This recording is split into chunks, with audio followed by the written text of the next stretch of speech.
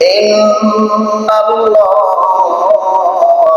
وملائكته يصلون على النبي يا أيها الذين آمنوا صلوا عليه وسلموا تسليما اللهم صل على مولانا محمد وعلى آل سيدنا مولانا محمد اللهم صل على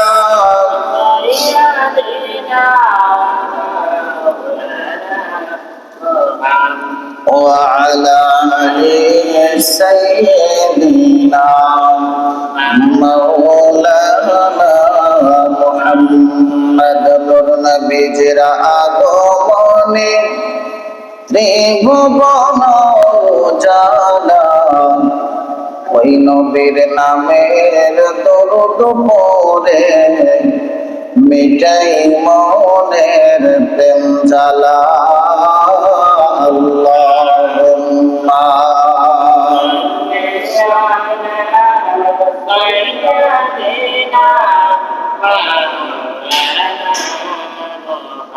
وعلى آل سيدنا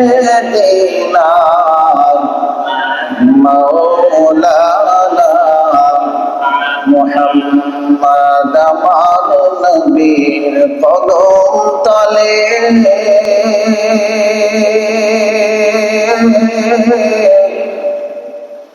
কত আশিক দলে দলে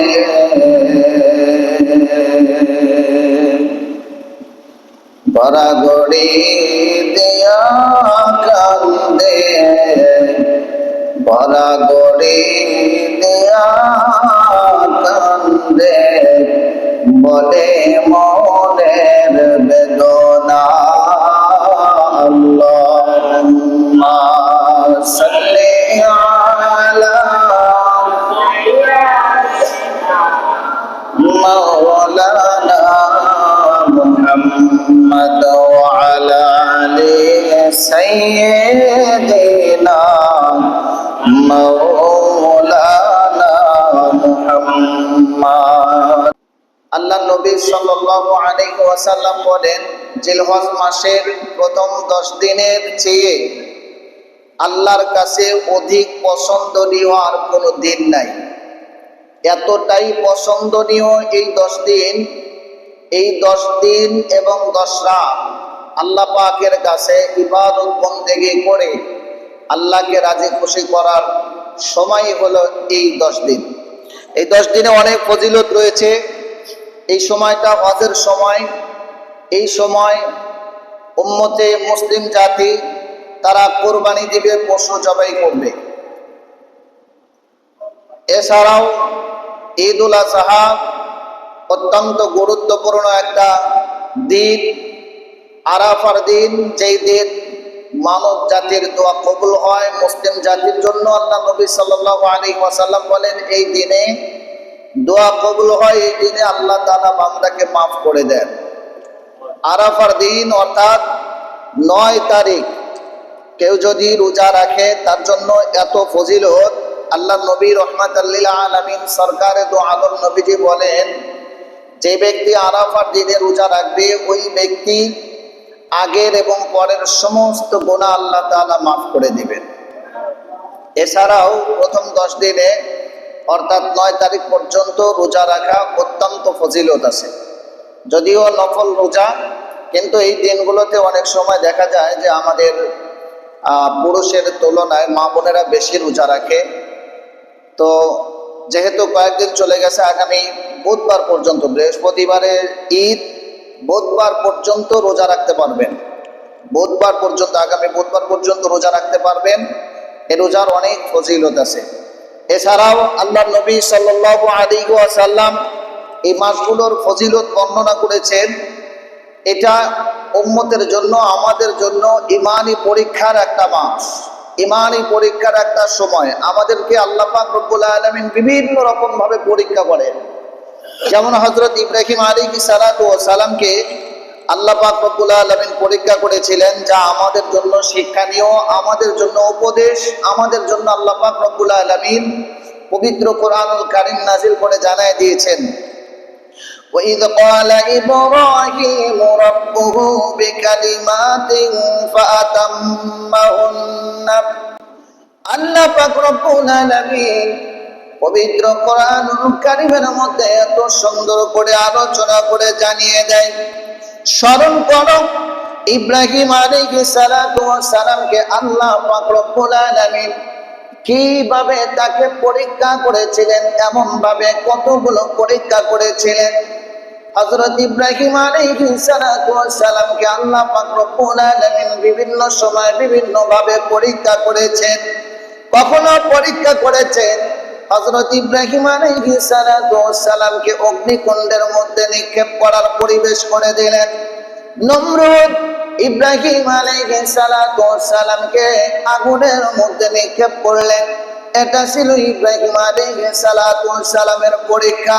এরপরে আল্লাহ পাক রব্বুল আলামিন হুকুম করলেন, ইব্রাহিম হযরত ইসমাঈল আলাইহিস সালাতু ওয়াস সালাম সহ মা হাজেরা আলাইহিস সালাতু ওয়াস সালাম, মা এবং সন্তান দুজনকে অনেক দূরে মরু প্রান্তরে এমন একটা জায়গায় যেখানে মানুষ নাই, বাড়ি ঘর নাই, কোনো কিছু নাই, খানা পিনার কোনো ব্যবস্থা নাই, এমন একটা জায়গায় রেখে আসো। হযরত ইব্রাহিম আলাইহিস সালাতু ওয়াস সালাম আম্মা জান হাজেরা এবং ইসমাঈল দুইজনকে সঙ্গে করে নিয়ে সামান্য কিছু খাবার এবং কিছু অল্প একটু পানি নিয়ে রওনা দিলেন। যাইতে যাইতে এমন একটা জায়গায় চলে গেলেন যেখানে বর্তমান খানায় কাবা অবস্থিত। মক্কা নগরী ওই সময় কোনো ঘর বাড়ি ছিল না, গাছ গাছালি ছিল না। কোন বর্ণনায় পাওয়া যায় যেখানে জমজমের কূপ আছে ওইখানে একটা বৃক্ষ ছিল, বড় একটা গাছ ছিল। আবার কোন বর্ণনায় পাওয়া যায় কোনো গাছ গাছালি কিছুই ছিল না। আল্লাহর নবী ইব্রাহিম আলাইহিস সালাতু ওয়াস সালাম সামান্য কিছু খেজুর খাবার আর সামান্য একটু পানি নিয়ে চলে গেলেন সেখানে মরুর প্রান্তরে, মরুভূমির ময়দানে। চতুর্দিকে যেদিকে তাকায় কোনো বাড়িঘর দেখা যায় না, মানুষজন দেখা যায় না, এমন একটা জায়গায় রেখে ইব্রাহিম আলাইহিস সালাতু ওয়াস সালাম চলে আসতে লাগলেন।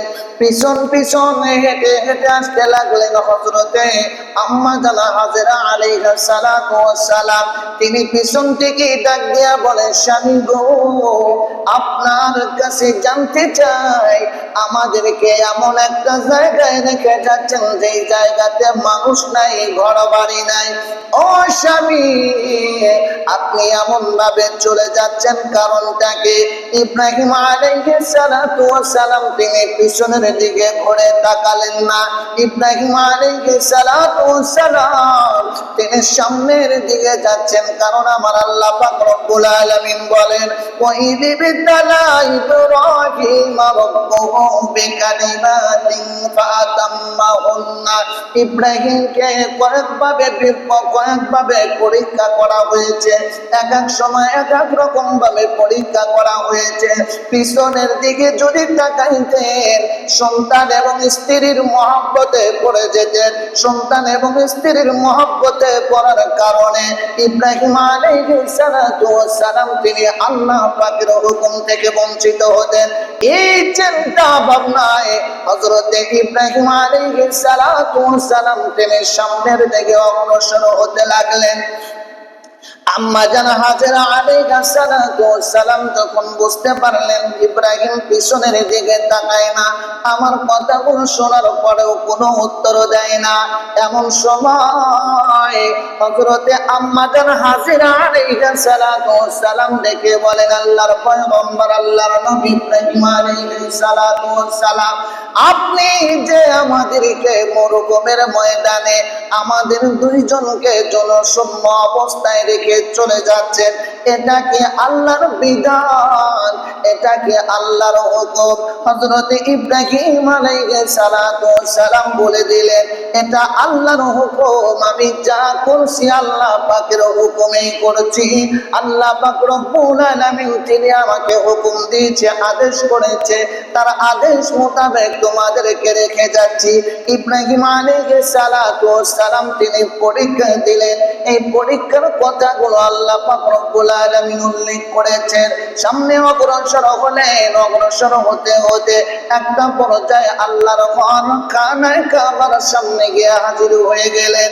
এই খানায়ে কাবার সামনে গিয়ে আল্লাহ পাকের কাছে দোয়া করলেন, আল্লাহ আমার পরিবার, আমার সন্তান, আমার বংশের মানুষদের উপরে আপনার রহমত বরকত নাজিল করবেন।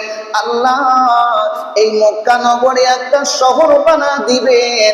আম্মা জানা হাজেরা এবং হযরত ইসমাইলের জন্য দোয়া করলেন। ইব্রাহিম আলাইহিস সালাতু ওয়াস সালাম তার পরিবার, তার বংশের লোকদের জন্য দোয়া করলেন। আল্লাহ পাক রব্বুল আলামিন তিনি সঙ্গে সঙ্গে দোয়া কবুল করে নিলেন। ইব্রাহিম আলাইহিস সালাতু ওয়াস সালাম তিনি রওনা দিয়ে চলে যাইতে লাগলেন।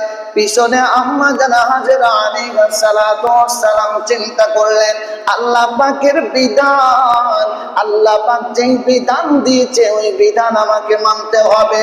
আল্লাহ পাকের প্রতি রাজি এবং খুশি হয়ে গেলেন। আল্লাহ পাকের উপরে সন্তুষ্ট থাকলেন। আল্লাহ পাক রব্বুল আলামিন তিনি যখন আদেশ করেছেন অবশ্যই আমাদের কোনো বিপদ আসবে না। এভাবে দেখতে দেখতে দিন চলে গেল, রাত চলে গেল। যে পরিমাণ খাবার ছিল খাবার গুলো আস্তে আস্তে শেষ হয়ে যাচ্ছে। আম্মা জান হযরত হাজেরা আলাইহিস সালাতু ওয়াস সালাম তিনি ওই খাবার গুলো খায় আর যেইটুকু পানি ছিল পানি পান করতে লাগলেন। ইসমাইল আলাইহিস সালাতু ওয়াস সালাম তিনি আম্মা জানের স্তন্য দুগ্ধ পান করতে লাগলেন। এভাবেই দুজনের দিন চলে গেল। যাইতে যাইতে কয়েকটা দিন যাওয়ার পরে খাবার শেষ হলো, পানিও শেষ হয়ে গেল। এমন একটা সময় আসলো আম্মা জান হযরত হাজেরা আলাইহিস সালাতু ওয়াস সালাম তিনি বুঝতে পারলেন খাবার নাই, পানি নাই। ইসমাইলকে পান করানোর মতো, ইসমাইলকে খাবার দেওয়ার মতো এমন কোন দুগ্ধ তার স্তন থেকে আর আসতেছে না। তার শরীর শুকিয়ে যাচ্ছে। ক্ষুধার যন্ত্রণায় ইসমাইল ছটফট করতেছে। মা কলিজার টুকরা সন্তানের কষ্ট সহ্য করতে পারে না। এদিক ওদিক তাকে টুকি করে কোনো দিকে মানুষ দেখা যায় কিনা, কোনো দিক থেকে মানুষ আসে কিনা। আম্মা জান হাজেরা তাকায় কিন্তু কোনো দিকে ঘর বাড়ি দেখা যায় না, মানুষও দেখা যায় না।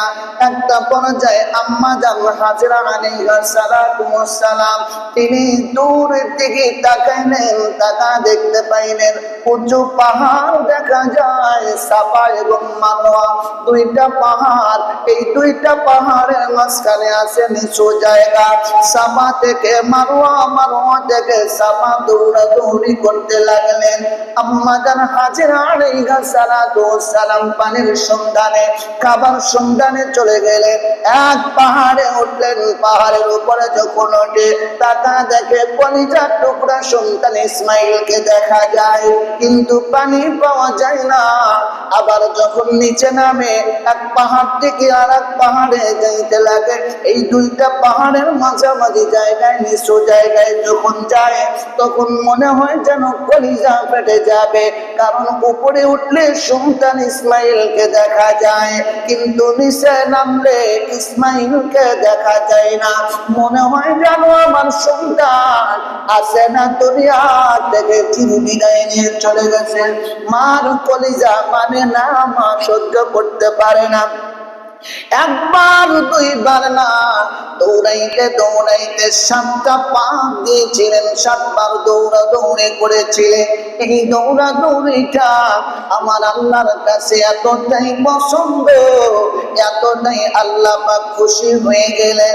উম্মতি মুহাম্মাদের জন্য, মুসলিম জাতির জন্য ঘোষণা করে দিলেন যত মানুষ হজ করতে আসবে খানায় কাবায় প্রত্যেকটা হাজিদের হাজিদের জন্য সাফা থেকে মারোয়া পাহাড়ে সাই করা বা দৌড়াদৌড়ি করা ওয়াজিব করে দিলেন, অতি আবশ্যক করে দিলেন।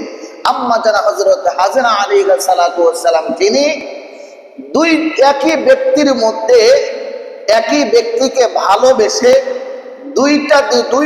দুইটা সম্মান পেয়েছেন। কারণ একদিকে সন্তান ইসমাইল আলাইহিস সালাতু ওয়াস সালাম, আর একদিকে ইসমাইল আলাইহিস সালাতু ওয়াস সালাম তিনি হলেন আল্লাহর নবী। একদিকে সন্তানকে ভালোবাসা দিয়েছেন, আর একদিকে হযরত ইসমাইল আল্লাহর নবীকে ভালোবাসা দিয়েছেন, যার কারণে আম্মা জানের সম্মান আল্লাহ তাআলা এতটাই উঁচু করে দিলেন, এতটাই বৃদ্ধি করে দিলেন, এত বড় মর্যাদা দিলেন যে হযরত হাজরা আলাইহিস সালাতু ওয়াস সালাম যেই পাহাড়ে দৌড়াদৌড়ি করলেন, এই পাহাড়ে দৌড়াদৌড়ি করা যেটাকে আমরা সাই বলি, এই সাই করাকে অতি আবশ্যক করে দিলেন হাজিদের জন্য, যে এখানে দৌড়াদৌড়ি করা ওয়াজিব।